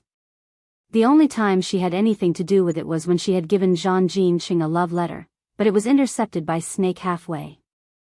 After dating Snake, she became even more unapproachable to strangers. There was no existence around her that could make a boyfriend jealous. Snakel could tell that Gu Mengmeng was confused and just smiled. He looked into her eyes and said affectionately, "Before I appeared by your side, I was jealous of everyone who passed by you. Because they could easily see the you that I dreamed of. Now that I can finally be with you, you still want to tell others about your troubles. Tumeng, if someone else is more important than me in your heart, I will go crazy. I will go crazy from jealousy. Actually, I hope that there is no one else in your heart except for me." But Snake did not say this out loud. Because he knew where Gu Mengmeng's limits were. If he pushed her too hard, she would only be scared away. He wanted to protect her for the rest of her life, but not to imprison her. Gu Mengmeng was flustered by Snake's words. She lowered her head and said, I was just afraid that you would find me annoying.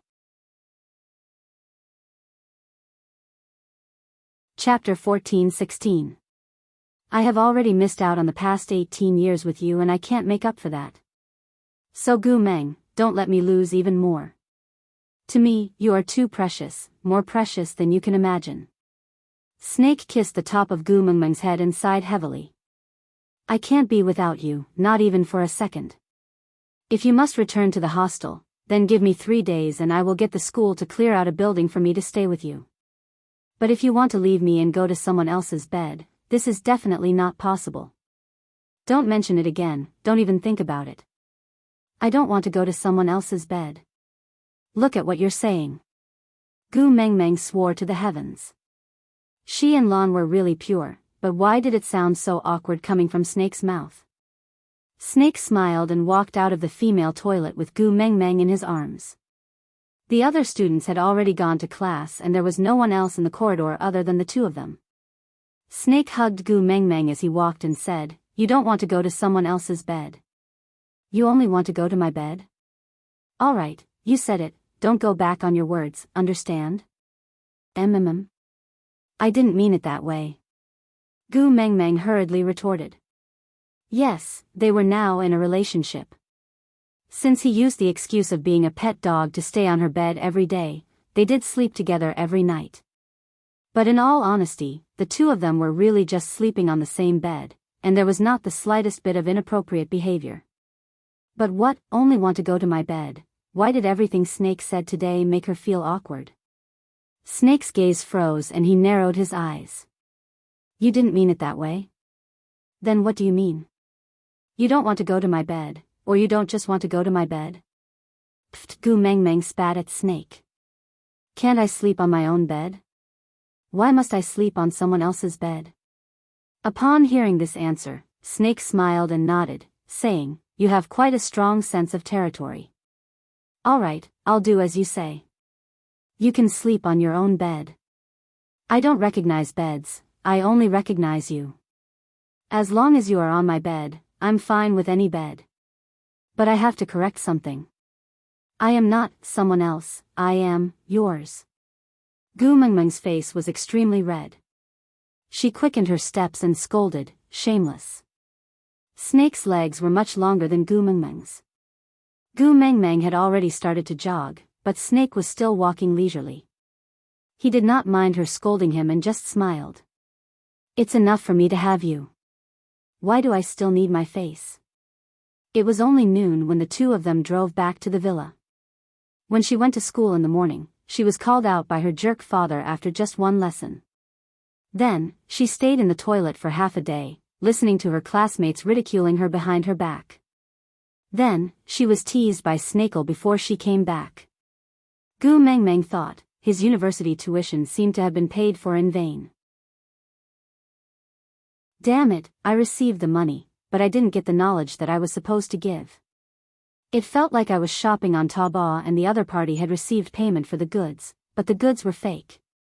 Snakel looked at Gu Mengmeng sitting at the dining table biting on her chopsticks. It was obvious that she had a lot on her mind, but she did not look sad. He guessed that she was probably not thinking about that scumbag of a father of hers, so he did not probe further. He allowed her to wander around the universe and daydream while he prepared lunch in an orderly manner in the kitchen. Chapter 14:17. Based on the average human lifespan of 80 years, with 3 meals a day, he could still cook 67,890 meals for Gu Mengmeng. Excluding the meals during their dates, work, school canteen as well as her occasional cravings to eat junk food, the total amount of food he could cook for her was about 40,000 meals. If he wanted to cook all the dishes he had learned for her, he had to ensure 3 dishes and 1 soup for every meal at home. Lunch was the Italian series, with ravioli as the main course and 3 other dishes, namely bistica fiorentina, white wine lavarelli fish and caciucco. For dessert, he prepared a Sicilian sweet omelette and a special cappuccino. Usually, Italian delicacies should be paired with wine, but Snake was not too willing to let Gu Mengmeng drink alcohol, so there was no wine cellar in this villa. There was a manor in F country, but that was one of the wedding gifts he had prepared for Gu Mengmeng. After eating, Snake carried Gu Mengmeng to the balcony on the second floor to bask in the sun. He casually played with her hair and asked with a smile, "Are you planning to read Xinhua dictionary to me? Or are you planning to tell me what's bothering you?" Gu Mengmeng held the coffee cup in her hands and took a small sip of Snake's specially brewed coffee. It tasted really good, the sweetness was just right and the foam was fine. He did not purposely make it especially bitter to show off his taste, nor did he put in too much sugar to please her taste buds. Snake had accurately achieved a balance, perfectly satisfying Gu Mengmeng's current desire that she could not even describe. The feeling of bliss spread from her lips to her entire body, making her feel warm, and the events in the morning did not seem so depressing anymore. Gu Mengmeng lowered her head and smiled, saying, "I don't want to read Xinhua dictionary, it's so weird, then share what's bothering you, I also want to hear it." Snake gently stroked Gu Mengmeng's hair, his eyes filled with love. "You also want to hear it?" Gu Mengmeng glanced at Snake. Snake nodded and said, "I want to hear it whenever you want to talk to me." Gu Mengmeng chuckled and asked, "Then, what if you are busy? For example, in class or in a meeting?" Snake kissed the back of Gu Mengmeng's hand like a gentleman, then said, "As long as you want to talk to me, I am not busy at any time." Gu Mengmeng smiled, then said, "Actually, it's nothing much, I just felt very wronged at that time, but now that I think about it, why did he come to find me? Did he encounter some difficulties? No matter what, he was still my biological father. After all, he gave me life. Would it be too unfilial of me to run away like this? But I also felt that I had suffered so much because of him. I really couldn't forgive him. Therefore, he was very conflicted and did not know what to do. I want to ask Bai Lan and hear what she has to say. Is Bai Lan's opinion very important?" Snake asked with a tinge of jealousy. Gu Mengmeng shook her head and smiled bitterly. "Actually, I can already predict what Bai Lan will say to me." Snake replied with a single syllable to express his question. Gu Mengmeng said, "She will probably ask if I am the reincarnation of a white lotus. Then she will list all the hardships and sufferings I have suffered all these years because of an irresponsible father. The final conclusion should be, as long as you are not an idiot, don't bother about him." Aside from the topic, this Italian meal sounded very classy, didn't it? How was Susu's acting cool? To be honest, I have never eaten any of these dishes before. I only read about them from gourmet blogs. Susu herself probably only knew about pizza and spaghetti.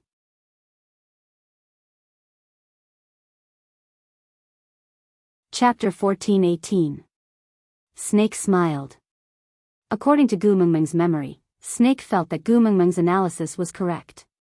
Bai Lan's words should be along this route. Even if the wording was different, the main idea should be close to the mark. Since you already guessed it, why do you still need to discuss it with her? Snake asked. Gu Mengmeng lowered her head and smiled faintly. Her eyes were a little teary as she replied, "I just need Bai Lan to scold me, then I can tell myself with a clear conscience that Bai Lan is right. It's not my fault that I don't care about him, he is a scum. He gave birth to me but did not take responsibility for me, causing me, a child with parents, to live a life worse than a beggar by the roadside. So no matter what hardships he encountered today, it is his retribution. I don't need to pity him or blame myself, he deserves it." Yes. After Gu Mengmeng finished speaking, she secretly turned to look at Snake. She took a deep breath and said, "Do you think I am so evil? Are you regretting having a girlfriend like me?" Snake shook his head and smiled, "There is no good or evil in my eyes, no right or wrong, only you. You are my standard. If you are kind, I will redeem myself and become a Buddha. If you are evil, I will sacrifice myself and become a demon. Regardless of good or evil, I will always be on your side." "Thank you for saying that." Gu Mengmeng thought for a while and kissed Snake on the cheek. Then, she added, "Although I know it is fake, I am still very touched by it. I feel much better now that you have comforted me." "Silly girl." Snake rubbed Gu Mengmeng's head and said, lying is to achieve some goals that cannot be achieved by telling the truth. And I, who is omnipotent, do not need to lie. Gu Mengmeng was amused by Snake and said, "Are you really in your second year of university?" "Not in your second year?" "Omnipotent me, TSK, are you in the final stages of Chinibu?" In fact, he was almost omnipotent. Except for her. But, he had originally intended to make her laugh. As long as she laughed, he had achieved his goal. It was nothing to be teased by her. As long as she was happy, he would be happy. Then what do you plan to do next? Do you want to forgive him or take revenge? I can help you with either. Snake asked. Gu Mengmeng shook her head and said, I want to know why he suddenly came to school to look for me, but I don't have the courage to ask. Forgive him, I can't do it. There was no need for her to take revenge on him. The so-called sadness meant that it was really difficult, but it was over. Since I've made it through, why should I sink into it again? Anyway, I haven't had a father for more than 10 years. I hope that he will never appear in front of me again. Let me continue to be a fatherless child for the rest of my life. All right. Snake kissed her forehead and said, he will not appear in front of you again, don't worry. Gu Mengmeng smiled. I hope so. After that day, Gu Mengmeng's jerk of a father never appeared again. What she did not know was that the bastard of a father, his mistress, and their illegitimate daughter were thrown to Zimbabwe by Snake's men. That was a GDP 0 per capita. For $1, the average lifespan of a man was 37 years, and the average lifespan of a woman was 34 years. Countries where 1% of the population carries HIV. Chapter 14:19. Gu Mengmeng tugged at Snake's sleeve and asked in a low voice, what's going on? Did your identity get exposed? But Snake did not seem to care and just smiled nonchalantly. Gu Mengmeng, can we go to your house this weekend? A female classmate, who had not spoken to Gu Mengmeng since entering school, suddenly came up to Gu Mengmeng and smiled brightly like a sunflower. Gu Mengmeng was embarrassed. She could not even call out her name. What made her think that their relationship was so good that she could go to her house to play? Moreover, Gu Mengmeng instinctively looked at Snake. She was now living in the dormitory provided by Snake. How could she have a home to entertain her friends? Gu Mengmeng, why are you looking at him? The female classmate came up and tugged at Gu Mengmeng's arm. She said coquettishly, if it's not convenient at home, let us go to your company to take a look. Gu Mengmeng. Don't pretend. Everyone knows. You are the CEO of Monsieur Company, commonly known as the CEO. The female classmate smiled proudly. Gu Mengmeng was shocked and stared at Snake with her eyes wide open. Snake nodded, confirming the unknown female classmate's words. Gu Mengmeng asked Snake what was going on with her gaze. But Snake just smiled and whispered into her ear, the document you signed on the dining table in the morning was the transfer of shares. What? Shares. Gu Mengmeng only managed to say one word before she immediately covered her mouth. She pushed the female classmate aside and pulled Snake out of the classroom. Snake lazily allowed Gu Mengmeng to pull him to the stairwell. He then leaned against the wall and looked at Gu Mengmeng with a smile, saying, the great CEO pulled your little wolf dog to the stairwell during class time. Did he want to do something indescribable? What great CEO? What little wolf dog? What nonsense are you talking about? Gu Mengmeng was going crazy and said, didn't you say that was the transfer of management fee account in the morning? You said that you were too lazy to go to the bank, so you changed it to my bank account, and even took my bank card to make a copy. How did it become a share transfer certificate? Gu Mengmeng said the words, share transfer agreement, very softly, afraid that others would hear her. But Snake laughed and knocked Gu Mengmeng's little head. How little common sense do you have? Which CEO would go to the bank to pay the property management fee? No. Gu Mengmeng was discouraged. I have never been a CEO before, how would I know? Aren't you now? President Gu. As Snake said, he bit Gu Mengmeng's earlobe and said, "You were laughing so hard when you received the contract for a trial worker. I saw that you quite like Monsieur, so I gave it to you." "I don't want that." Gu Mengmeng shook her head and said, "Hurry up and tear up that transfer certificate. Let's pretend nothing happened." Tearing up a contract is against the law. Snake pretended to be serious and said, "Moreover, I have already brought it to my lawyer for justice." "You."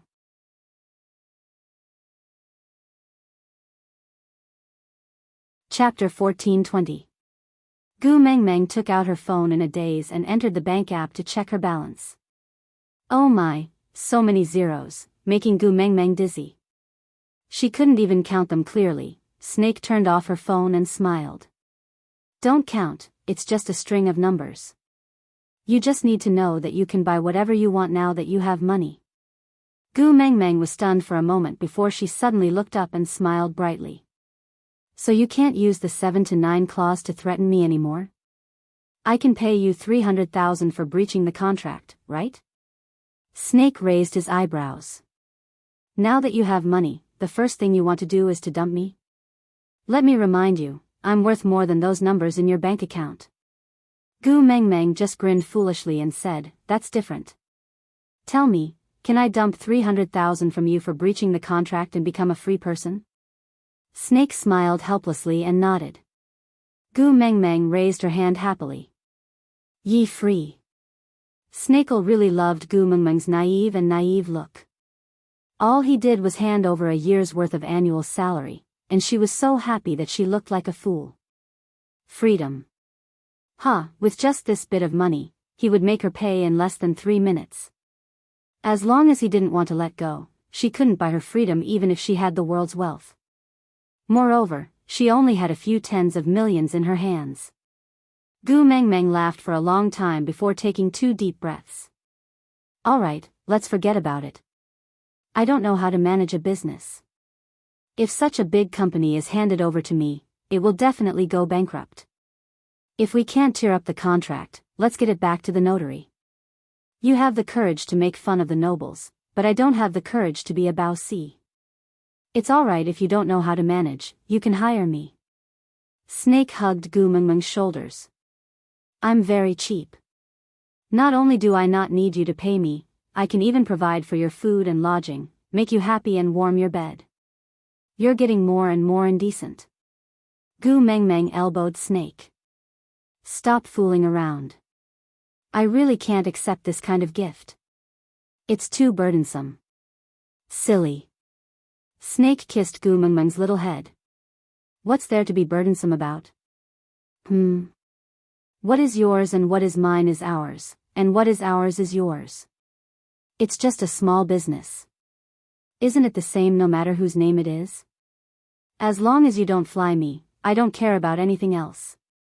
The small company you're talking about is Monsieur Group, which has assets of tens of billions of USD. I really can't take it. You're scaring me." Gu Mengmeng shook Snake's arm and begged, "Accepting such an expensive gift just because we're dating, what will others say about me in the future?" Snakel smiled and said, "How should I put it? I would probably say that you are a hidden rich man who came to school just to provide for me. Your mind is not on your studies at all, so your results have not been ideal." Gu Mengmeng was taken aback. "So, you did it because you heard those girls gossiping about my results in the toilet yesterday?" Snake did not deny it, but neither did he admit it. He just smiled.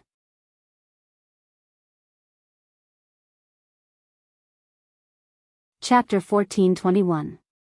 The students all started spreading rumors in private, saying that Gu Mengmeng was being kept by a rich and powerful man.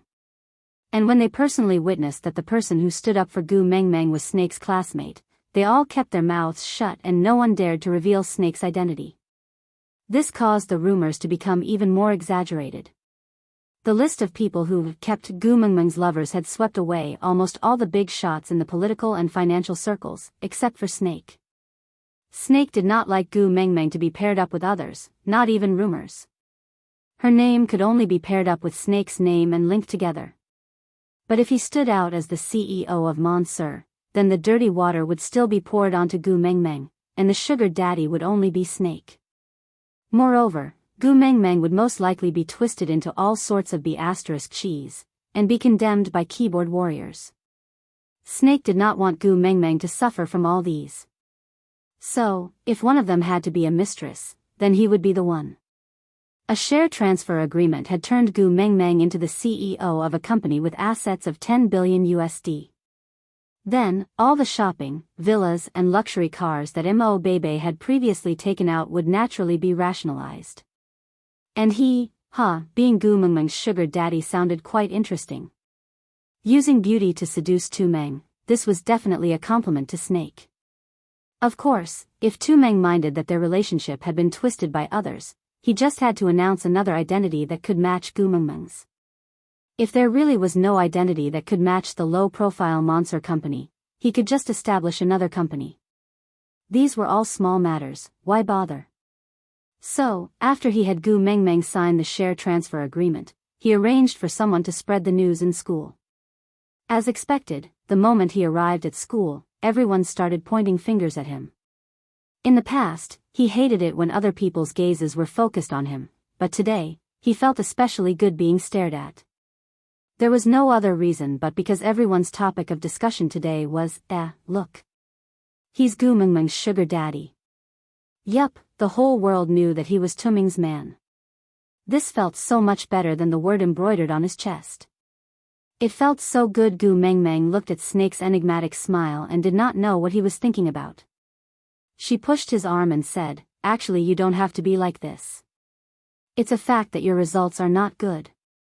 Let them say whatever they want. If you really want to help me, just tutor me and raise my grades. It's too scary to throw an entire enterprise at me. My heart can't take it." Snake rubbed Gu Mengmeng's little head and hugged her in his arms. "Don't overcomplicate this matter. Just do what you have to do. I will settle Monsieur's matter and I won't let you suffer. Moreover, that company originally belonged to you." "Belongs to me?" Gu Mengmeng was confused. "Of course. I've said it before. Everything I want to give you is yours." Snake pinched Gu Mengmeng's face with a smile, then said, "Aren't you curious why it's called Monsieur Company?" Gu Mengmeng thought about it and nodded.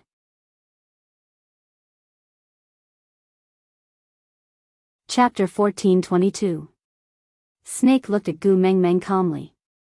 His expression was so calm that it was impeccable. "That's impossible. Monsieur Company has been established for more than 5 years and you just met me this semester, how could it be possible?" Gu Mengmeng was really dumbfounded. Snake placed his palm in front of Gu Mengmeng and said, "Tu Meng." "What?" Gu Mengmeng instinctively responded and placed her hand in Snake's. Ever since he snatched her love letter, he had been calling her that every now and then. It was almost a conditioned reflex.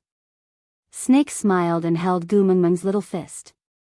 He brought it to his lips and kissed it. "Do you believe in the predestined past and present lives?" Gu Mengmeng smiled awkwardly and shook her head. Snake chuckled and said, "I didn't believe it in the past but now I do. Perhaps a person's life is a continuous cycle of reincarnation. After living in this life and dying, crossing the bridge of helplessness, drinking the soup of Meng, then descending to the human world again to experience everything in the previous life. The cycle repeats endlessly. As for me, I loved you so much in my previous life so I did not drink the soup of Meng even after crossing the bridge of helplessness. Or maybe I did drink it but that soup could not overcome my love for you. So I still remember how much I love you." Gu Mengmeng's face was full of disdain. She raised her arm for Snake to see. "My hairs are all standing up. My great CEO, you should stop reading so many romance novels. It's very touching to hear such a sentence in a novel but it's so disgusting to hear it in person." Snake chuckled. He did not get angry no matter how she ridiculed him. Instead, he loved how she became more and more presumptuous in front of him. In the beast world, she was always so careful in front of him. Now that he thought about it, she might just be afraid of snakes. Then, since you love me so much, don't make things difficult for me. Hurry and take back Monsieur Company. Gu Mengmeng begged. Snake shook his head and said, there's no such thing as taking back something you've given away.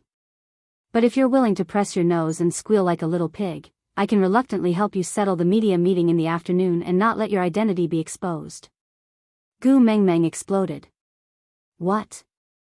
There's even a media meeting? Snake nodded and took out his cell phone to randomly open a news website. The top headline was about the change in the CEO of Monsieur Company, as well as all sorts of speculations about tonight's press conference. Without any hesitation, Gu Mengmeng pressed the tip of her nose upwards and then snorted like a pig. Snake smiled and rubbed her face, his eyes full of affection.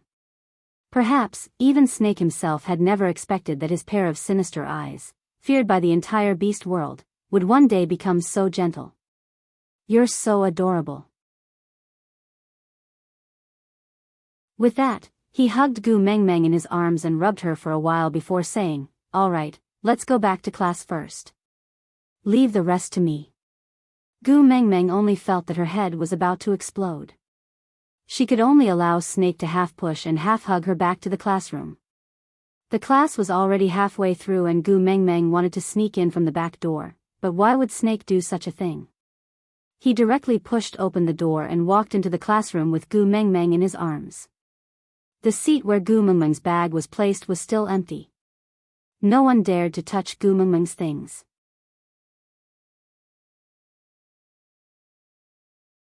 Chapter 14:23.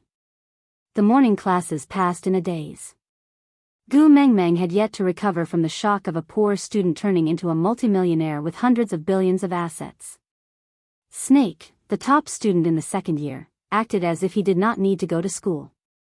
Every day, he would follow Gu Mengmeng's schedule and attend whatever classes she had. When Gu Mengmeng had no classes, he would accompany her to wander around the school. When Gu Mengmeng skipped classes, he would also skip classes with her. Hence, since Gu Mengmeng did not have any classes in the afternoon, Snake dragged Gu Mengmeng to the basketball club. Gu Mengmeng did not have any plans and she was used to being led by the nose by Snake, so she was used to him sticking to her. It was as if the two of them were conjoined twins and she did not feel that there was anything wrong with it. When they reached the basketball club, Zhang Jinsheng and the rest were already warming up. Bailan was holding onto a mineral water bottle as she watched Zhang Jinsheng and the rest practice, cheering them on from time to time. Seeing that Gu Mengmeng had arrived, Bailan threw away her water bottle and pounced over to hug Gu Mengmeng. She chuckled. Girl, did you miss me? Gu Mengmeng glanced at Zhang Jinsheng and said sourly, what's the use of me missing you? You must be in a honeyed relationship now, flushed with success and enjoying yourself to the point of forgetting home, right? In this world, one can only hear the new laugh and never hear the old cry. That's impossible. Bailan completely ignored Snake's existence. She hooked her arms around Gu Mengmeng's neck and forcefully pulled her out of his arms. She said as she walked, new clothes are not as good as old people. How can a new lover have old hobbies? Isn't that right? As long as you say the word, I will immediately fly away. Zhang Jinsheng will be with you forever, flying wing to wing, how about that? Gu Mengmeng could already see Snake's face turning from white to green and now, it was turning a little black. She poked Bailan and said, forget it, I will not do something like breaking up a pair of lovebirds. TSK, coward. Bailan naturally saw that Gu Mengmeng was looking at Snake's expression. She laughed and did not continue teasing her. It was true that Bailan was carefree, but she would never do anything that would put Gu Mengmeng in a difficult position. She could tell that Gu Mengmeng had fallen into Snake's hands. This little girl was just experiencing her first awakening of love and was definitely not a match for someone of Snake's level. In order not to let Gu Mengmeng suffer even more when she was not around, Bailan knew when to stop. She would not allow Snake to use her as an excuse to bully Gu Mengmeng behind her back. Of course, Bailan was purely because of Snake's usual aloof and domineering persona. Actually, strictly speaking, Snake's level of love was on par with Gu Mengmeng's. Their love experience and sources were both Korean dramas and novels. The difference was that Gu Mengmeng watched them on her own while Snake received them passively from Gu Mengmeng's memories. In other words, these were all theories on paper. It was the first time for a young lady to experience it in a bridal sedan chair, so no one should laugh at each other. Snake was displeased that Bailan had snatched her from his arms, but he could not snatch her back openly, so he could only rub her head and say, "I will go change, don't go too far. I want to see you the moment I step out of the changing room." "All right." Gu Mengmeng replied softly and even smiled sweetly.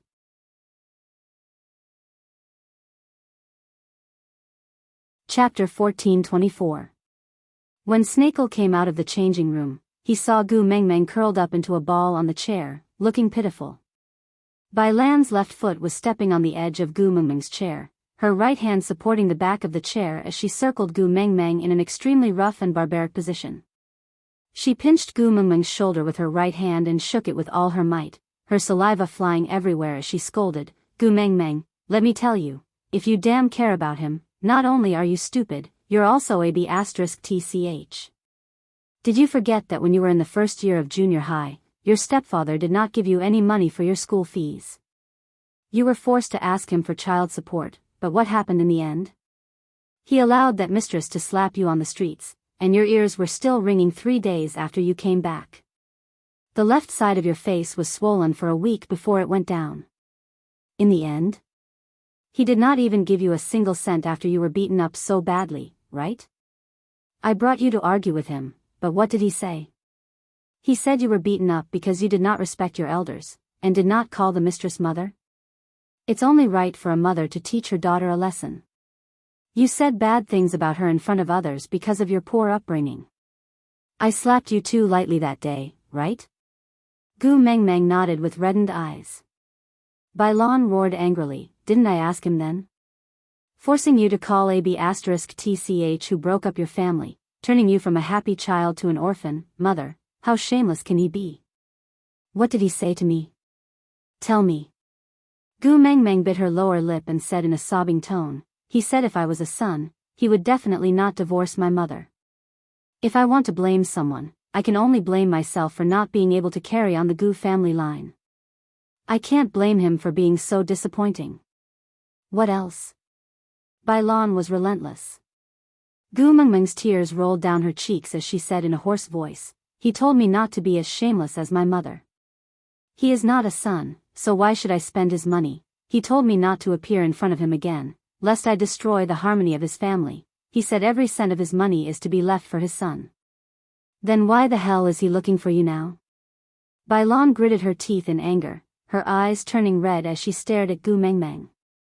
She looked as if she was pitiful for her misfortune and angry at her failure to live up to her expectations. She steeled her heart and could not bear to continue scolding her. She hugged Gu Mengmeng and said, "Girl, let me tell you, you cannot be so cowardly. No matter why he comes back to you, you can't take care of him. Otherwise, your soft-heartedness and kindness will kill you sooner or later." I know. Gu Mengmeng nodded while wiping her tears. Today was their daily practice. Having learned their lesson from last time, there were already people guarding the entrance during the basketball club's practice to prevent random people from entering. He had no choice. Snakel's status was high, and if he said he didn't like being surrounded by people, the school would naturally give him some peace. So, only the basketball club's internal members had seen Gu Mengmeng crying like that today. The moment Zhang Jinqing came out, he saw Bailan pressing down on Gu Mengmeng and scolding her.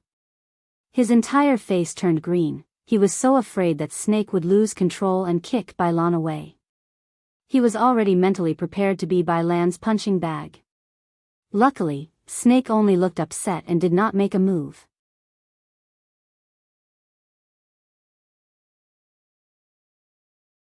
Chapter 1425. Gu Mengmeng nodded and smiled embarrassedly. Only then did she realize that the basketball club members had been standing there looking at her for a long time. Her ugly cry just now must have been seen by everyone. Snake gave Zhang Jinqing a look and Zhang Jinqing immediately understood and pulled Bailan to one side. Snake then walked up and hugged Gu Mengmeng in his arms. You have already cried twice over this matter. I have already reached my limit. If you don't want to see me capture them and burn their bones to ashes, you are not allowed to cry over this matter in the future. Do you understand? Gu Mengmeng nodded. Gu Mengmeng instinctively buried her face into Snake's chest and nodded her head slightly. She really had no face to see anyone now. If she told everyone that the person who was crying like a dog just now was not her, but her twin sister, would anyone believe her? Or should she say that she had two personalities? Gu Mengmeng was in a dilemma when Bailan shouted, "What are you all looking at? Don't you need to practice? Practice, practice, practice." Ever since Zhang Jinqing confirmed his relationship with Bailan, he had been listening to Bailan's words as if they were imperial edicts. Bailan tooted at Snake but did not say anything. Gu Mengmeng pushed Snake and said, "You go practice too, I will just sit here and watch." Not crying anymore? Snake cupped Gu Mengmeng's face and asked. Gu Mengmeng nodded and said, "Not crying anymore." Snake then smiled and kissed her forehead. That's good. You are already ugly and you look even uglier when you cry. You. Gu Mengmeng was exasperated and snorted without saying a word. Snake pinched her bun-like little face and entered the court in satisfaction. He dribbled the ball for 2 rounds as a warm-up, before starting a 3-on-3 practice that was even more exciting than an exhibition match. Gu Mengmeng's Bailan watched from the side. Although she did not understand the rules and details, she had to say that the slam dunk was really cool. There was a loud bang, and the shock was not just a little. The slam dunk was so cool. Gu Mengmeng held Bailan's hand and muttered. Snake's hearing was much better than the average person's, especially when he was paying attention to Gu Mengmeng's movements. He naturally heard that sentence. So he glanced sideways at Gu Mengmeng and called out, "Tu Meng." Gu Mengmeng looked up, "Ah." Instinctively, she responded. Then, she saw Snakel displaying the exaggerated and flashy dunks from Slam Dunk and Kuriko's basketball in a superb manner. Then, he used his arm to clamp the ball on his waist and walked in front of Gu Mengmeng.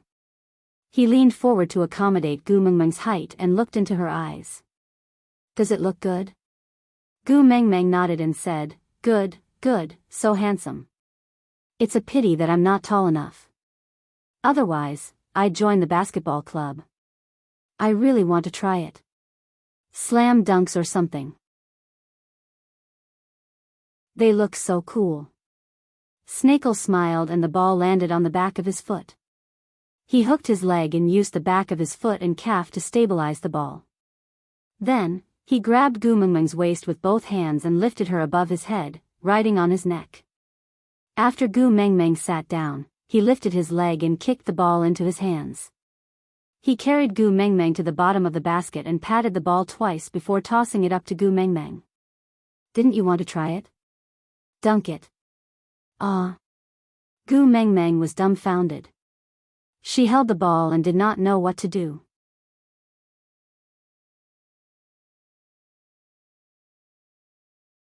Chapter 14:26. The white fog gradually condensed.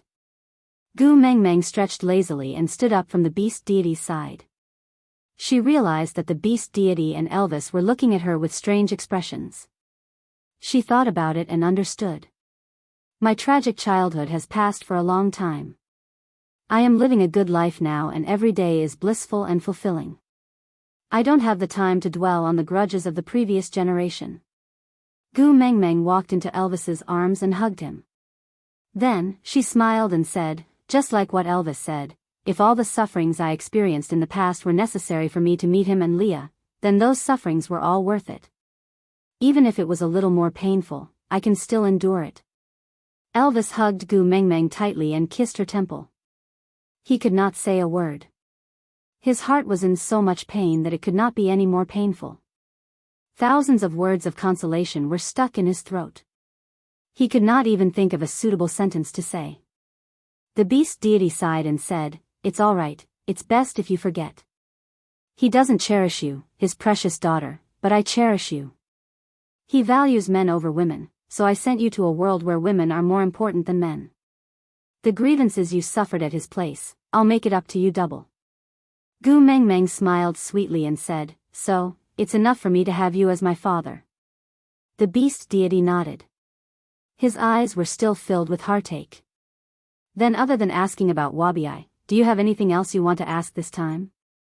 The beast deity looked like he was trying to make up for all the sufferings his daughter had suffered. It was as if he would agree to whatever Gu Mengmeng asked for this time. Gu Mengmeng smiled. She felt that if she did not ask for an exorbitant price, she would be letting down her father's good intentions. But she decided to forget it. Father was the beast deity, but there seemed to be a leader above him.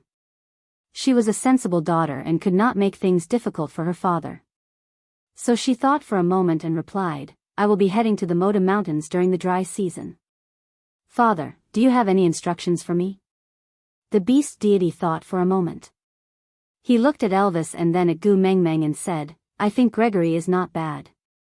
Are you really not considering taking him in? There was no harm in having someone who could fly in the family. I have measured his abilities and after mating, he should be able to reach the 4th level and is close to the 5th level. If he works hard, he should be able to reach the 5th level in less than a year. By then, you can give Cole's soul of the forest to him and then give the spirit of the rocky cliffs to your little fox. Your family will have 4 beast kings and you can form an air, sea, land and land team. By then, there will be nothing you can't do and you will be invincible. Gu Mengmeng held her forehead and said, Father, I don't have any grand plans to rule the beast world. TSK, look at you. The beast deity pinched Gu Mengmeng's nose and said, then even if we don't unify the beast world, isn't it good to go for a ride in the sky when we have nothing to do? Besides, Gregory's appearance is not bad, so he should be in line with your taste. Gu Mengmeng glanced at Elvis, whose expression was becoming more and more serious. She shot a meaningful glance at the beast deity and said, Father, how can you make things difficult for your own daughter? The beast deity rubbed his fingers and said nonchalantly, stopping females from taking in new partners is a big taboo in the beast world. Aren't you afraid that the males from other females will follow suit? By then, all of them will be like them, using their powerful abilities to stop females from taking in new partners. According to the ratio of males to females in the beast world, you don't have to unify the beast world anymore. The beast world will probably be extinct very soon. Aside from the topic, it was the end of the month and the monthly tickets would expire if they were not used. On account of Susu's hard work this month, she would give the monthly tickets to Susu then. Susu would try her best to save up her drafts so that she could give her babies another round of votes. You're tuning in to the Romantic Tales YouTube channel. Don't forget to subscribe and join us on this journey to catch the most captivating stories.